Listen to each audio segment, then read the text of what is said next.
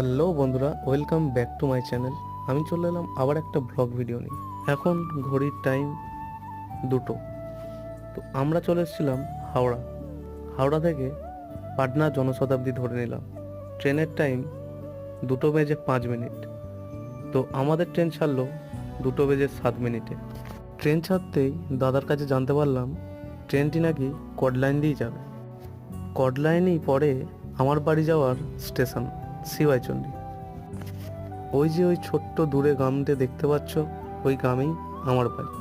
চারিদিকের পরিবেশটা দেখতে দেখতে দেওঘরের উদ্দেশ্যে এগিয়ে গেলাম। আমরা যে ট্রেনে জার্নি করছি, এই ট্রেনটির লাস্ট স্টপেজ পাটনা জংশন।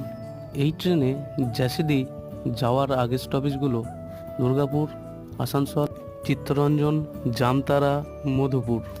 তো বন্ধুরা, ভিডিওটি আজ এই পর্যন্তই। দেখা হচ্ছে পার্ট 2 ভিডিওতে।